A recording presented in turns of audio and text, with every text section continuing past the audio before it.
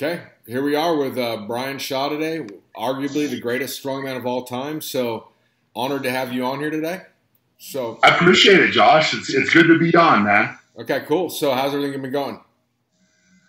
Well, it's a crazy time, as you know, in the world, and all things considered, I gotta say we're doing pretty good. I mean, it's something that's very unpredictable, and it's a different time, but. I'm a positive guy, and I try to always find the positive in every situation, and so I'm trying to make the best of everything right now. Yeah, so obviously everybody's going to know you as top level strongman, and but now you're throwing your hat in the bench press ring. What? Because I've seen past interviews with you, sort of talked about how you were naturally good at strongman in odd events, and like the first time you saw one of the inch dumbbells at a Sornex Expo or something, you picked it up and that kind of stuff. So, that's kind of your gift, but you've decided you want to get into the bench pressing. What kind of made that all come about? I've always loved bench press. It's one of those things where it's the most kind of, for lack of a better term, kind of bro lift, right? Like that's the first question. Hey, what do you bench press? If somebody doesn't know anything about lifting, they're going to know what a bench press is most likely because they've done it at some point in time. And so, for that reason, obviously bench press and strongman is not something that gets tested. So it's all overhead press for us with strongman. And that's, primarily what I've worked on. And, when this pandemic started happening and all of that, I figured, instead of getting down about not being able to compete in strongman, I'm going to reach out to you, and we're going to go after a little bit different goal until we can figure out when the strongman contests are going to come. So I just took it as an opportunity, and it's something that popped in my head and said, hey, this is going to keep me on track. It's going to give me something else to work on and to be excited about. And so that's really where it all kind of came about. Okay, cool. So, right now, World's Strongest Man looks like it's going to be November 11th to 15th if nothing changes. That's what they've announced. Finally, they announced that. I mean, it took them a while, but I think they were just trying to work through everything logistically, make sure that they could put something on record that hopefully, fingers crossed, this all is kind of done by then, and we can move forward with that contest. Yeah, so, it's interesting because we started off this thing where it looked like that it would probably happen toward the end of summer or right at the beginning of fall. So Now that it's been pushed back there, we're sort of changing the bench press training around, obviously going from – I would have preferred the whole time to have a little more quote-unquote off-season to really, dial in your technique and kind of build the bench press-specific work capacity because obviously your work capacities in general going to be higher than a powerlifter's, but there is a lot of specificity with it too because how much weight did you gain like the first 4 weeks? Yeah, the first 4 weeks, I don't know exactly what my starting weight was at. I'm definitely not one of those guys that's on the scale every single day. I tend to not really worry about my body weight, but I started to notice some physique changes, and I was just kind of curious, and so I was kind of thinking that I was probably in the 400 to 410, somewhere in there, and hopped on the scale and I was 425. And that's without really, in all honesty, I was not trying to eat, any more or I wasn't trying to put weight on, but it just kind of naturally started to happen just due to the change in training, which I was hitting a lot of things that I've either never hit before or I haven't touched on in a long time. And so it was fun. I mean, I was actually pretty shocked when I got on the scale and weighed more. But, as you and I talked about, it's just a change in training and my body trying to adapt and putting on some more muscle in areas that I don't typically hit. What's interesting about it is you would think like not knowing anything, if someone just followed this along, it'd be just in the chest, but it looks like a lot of it's in the upper back, huh? A lot of it in the upper back. I mean, it is kind of interesting to me too because you do so much back work with strongman overall in different ways. There's kind of odd objects we're picking up and moving and that type of thing. And so a lot of the movements that you have had me doing have been very humbling because I'm not necessarily using the biggest weights for some of them, but, we're doing some things with a pause and some specific movements to target different areas. And, that's translated over to even in the first 4 weeks here, I can definitely notice a physique change in myself. And I'm actually, with all the video content and things that I put out, I'm getting a lot of comments as well from people that are noticing, which is what prompted me to kind of get on the scale too, because a lot of those comments were coming and saying, "Man, Brian, you're looking great, this and that," which was awesome. It's nice to get compliments and for people, but I didn't envision it coming out on the scale like that. Yeah. So it's a good change, man. Really good. And when you and Eddie Hall were talking about the bodybuilding, was that just for fun, or were you guys actually seriously thinking about like doing some kind of contest at some point? So that came about when we were on the road filming for the History Channel for the TV show, and it's one of those things we kind of did some posing against each other just for fun, and we did some arm training and that type of thing. And then it kind of evolved into that conversation about, hey, I think I could beat you if we actually got on stage, and of course most people are going to say, well, two guys that are 400, around 400 or 400 plus talking about getting on stage bodybuilding is, obviously that's going to draw some attention, but both of us are very competitive and kind of whatever you want to call it, like alpha male mentality. So when he said he could beat me, or I said I was going to beat him, of course that's going to turn into, well, let's do it, and figure out who's better. So we legitimately did talk about it, but the conversation was more like, okay, if I were to be done with strongman or not competing, because he's retired now from competing in strongman, so for him it would be a lot easier than for me. That's the goals that I'm trying to go after. But it was not just a joke. I think that we both were we're both competitive, and if we said we were going to do it, I think we would do it. Again, it would just be us kind of for fun. We weren't certainly not trying to go against. It's fascinating because, obviously we heard many talk about bench pressing, but I just saw how much muscle you put on that quickly. And that's not like with training geared towards putting on a ton of muscle, especially with like the lower body. So just think of those, squatting workouts were more geared towards our pressure. It'd be very, very fascinating to see, what would happen. It would be interesting, man. I've always, I guess I've been gifted with that. It's kind of, I get in and do some different things, and my typically responds pretty quickly to different training stimulus, which is awesome. So it's something where it would be kind of fascinating. I mean, I have gone on record saying I think I would beat him pretty easily, because he's just like a big block, because for lack of a better term, very strong. But I think from a physique standpoint, I think I would have a better physique. But who knows? It's sort of like you'd be like the classical kind of like Arnold physique, and he'd be more like the Branch Warren. I mean, for the strongmen. Totally. Yeah. It will be interesting. Well, I say because that double bicep, you actually are pretty tapered in the waist, so it was interesting. Like I said, who knows? I mean, it's something fun to kind of joke around about, but I like challenges, and if you were to throw it down and we were to kind of have a friendly, rivalry going into that, it would probably be a lot of fun. Yeah, totally. And then now back to bench press training. So what, we've talked a little bit before about some of the training you've done in the past. You hadn't paused before. What's like, if somebody getting into this, what's like the difference you felt like pausing a rep versus just touch and going? Oh gosh, it's for me feeling that out. It's been a night and day difference. I mean, I've really, in all honesty, I've never done a pause. Sure. I've always done more close grip work and that type of thing, but never with a pause on the chest. So that's been a big thing that I'm trying to adapt to. And, you and I going over my setup for the bench, because again, I mean, I kind of understood the basic stuff around it, but, I'm not going to sit here and claim that I'm an expert about setting up for bench press. And, I think that I was probably doing that incorrectly for my body size and trying to make the most out of it. And I'll be honest, I think that's going to take a while. As with any lift, it's not something that's going to happen overnight. So every time now when I'm setting up on the bench, I'm thinking about it more.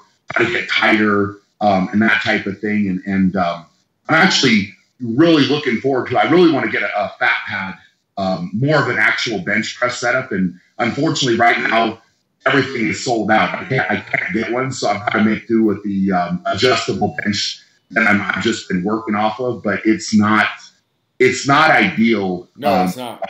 I can tell that. You could see it on your 500 for or 495 for 3. That's why you kind of slipped around. You're on a little man's bench right now. So if Donnie Thompson, if you're watching, I don't know if we got any clout. Right. That's what I need on it. I think I'm really excited to get on one of those because I think it will make a big impact on just being more stable and more kind of locked in to the bench overall. So it's been fun though. Like I said, this is what this was supposed to be. It was supposed to be a new challenge, and I'm looking forward to pushing myself. And I think it's been good for me mentally as well to have something else now with what's going on in the world. I get to go in and don't get me wrong. I've always been thankful I've always loved having my own gym. I've always been thankful for it. But, now it's even more of a thing where, who knew that this was going to come around. But I love that I can go out and train and have what I need right there and not have to worry about not being able to do it. And I feel bad for other people that need that outlet in the gym and can't get it right now. But I'm trying to use it and, again, set new goals, try to be positive and that type of thing. And this has, for me, been a very positive thing so far. And so what about, speaking of just in general, you seem like somebody right off the bat from the first time I talked to you was big on mindset and stuff. Do you think that's been why you've had so much success partially? Because obviously there's a lot of guys with good genetics and natural ability, strong, whatever, but they're not achieving at this level. Sure. I think mindset is huge. That's what I think. And I've always thought that. I mean, if you think you can do something, or you think you can't do something, you're right. So it's got to start in your head. And with strongman, it's one of those things I learned quickly early on that, if you're walking up to pull a truck, for example, and you're doubting yourself at all, you're going to struggle and or not be able to do it and or quit before you get into it. And, when you pull a big truck and initially you give it everything you got and it doesn't feel like it's moving very far, you've got to dig down deeper and believe that you can move it. And then, you take that first step and you say, okay, I'm going to take another step. I'm going to take another step and just keep going like that. But you've got to get into a different spot in your head for some of these events because, there's a pain threshold that comes along with competing in strongman at any level, but especially toward the top level when you really get your back put against the wall. You've got to have a different spot that you can get in your head and go there and say that your body will do. Your mind might be telling you, no, stop, quit, whatever. But you have to be able to shut that off and say, I can do this. I'm going to do it. So, you can be tired when you're done. You can be in pain when you're done. But, it's one of those things where, the saying, pain is temporary, quitting lasts forever. If you quit, when something gets hard when you quit, you're never going to reach your full potential. And I think that's a very powerful thing. And there's a lot of guys that do have a lot of genetic gifts and that type of thing. And a lot of guys that I've competed alongside during my career. And when they got put in a pressure situation, they would fold.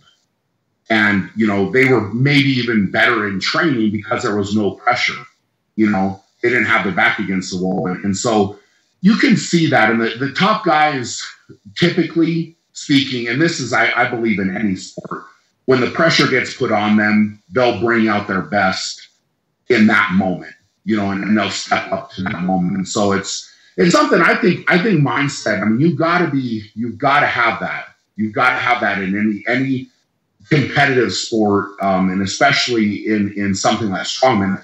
If you're doubting yourself mentally or you don't have that mental strength to push through, you're not going to do well. Especially on those static, short drag events and stuff, you think it's not going to move, and you just keep putting, like Ode Hagen used to say, just keep your feet moving. Eventually it's going to move, and sure enough, he was right in the little bit of experience I have. Yes. Yeah.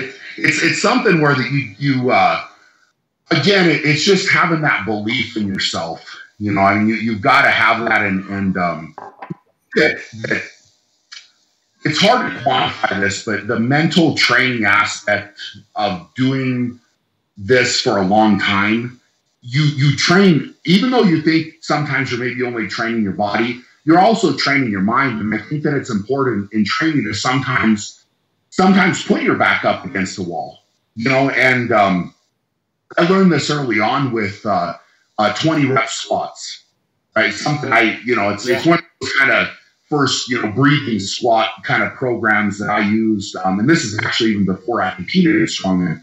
But it was something where you're supposed to put a weight on your back that you can do for 10 reps and work your way through 20 reps. And I would literally almost be in kind of a fight or flight position going into that set, because I knew when I put that bar on my back, I had to get 20 reps done. And you're getting through, and the first 10 aren't too bad. And then you get to 11, 12, 13. And eventually you're just taking it one at a time. And you don't know how you're going to get back up, but you do it.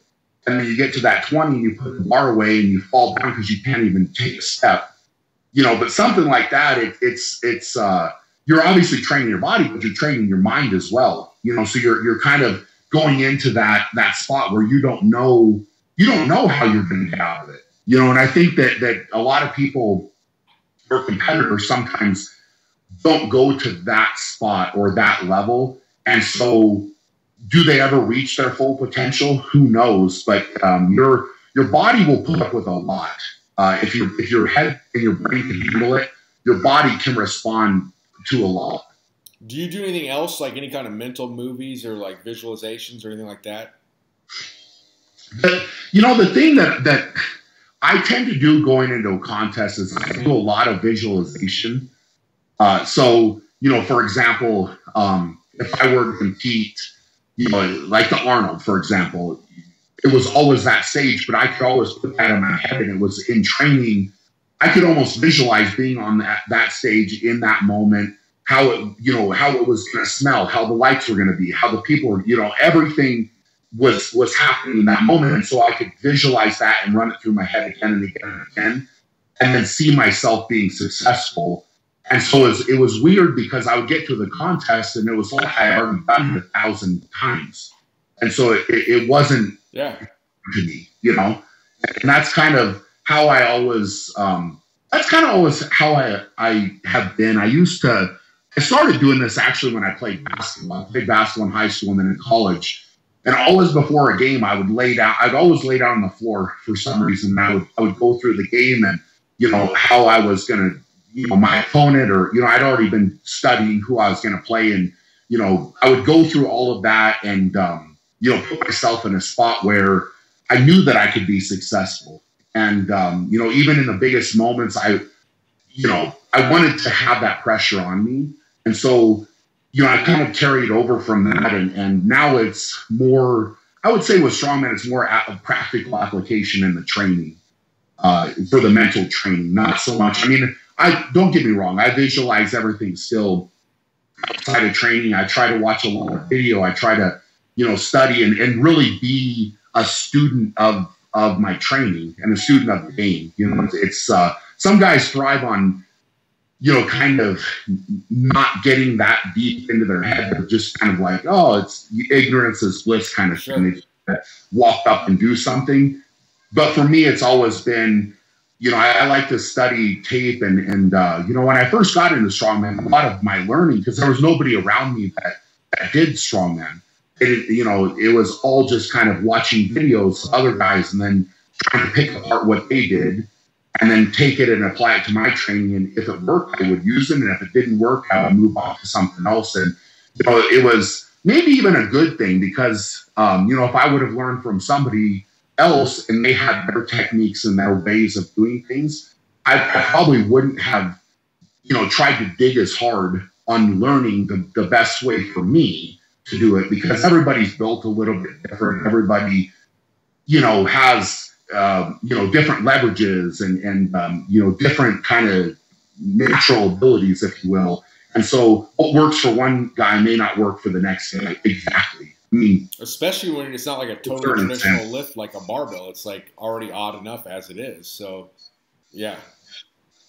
100%. Yeah. It's a lot of fun. I've always enjoyed that, though. I've always liked having the different implements. And, even when you go to a contest, sometimes there might be something new that you haven't touched. And so you need to figure out the best way to pick it up, the best way to carry it, the best way to move it, that type of thing. And I feel like it's always a constant challenge, and I'm sure some people hate that. But for me, it's like, well, I like figuring that stuff out, and kind of studying it a little bit and having that constant challenge of preparing for something new and figuring out the best way to do things. So we also got to be tough, mentally having to prepare. As the sport seems like, to me, in my observation, it goes in waves of like they go like ultra heavy, then it's a track meet, then it's back to ultra heavy, and like you're somebody that can like do what you got to do to make it work. But some people are going to be out one way or the other.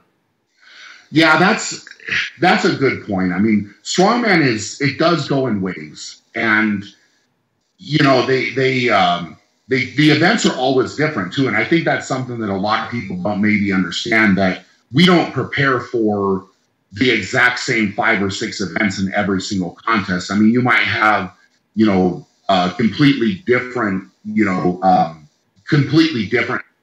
events for one contest, and maybe the next contest, the events are completely different from those. And so, you may need to do in one contest a deadlift for max, and the next one's a deadlift for reps, and then you've got a car deadlift or an elevated deadlift or something like that. So you have to be good at everything, and that's really the challenge. And so when you see, for example, a guy come out and win one contest, it's Magnus or Magnuson. I heard him say this, and him and I, have become. Yeah. Hang on, your volume went out. You there?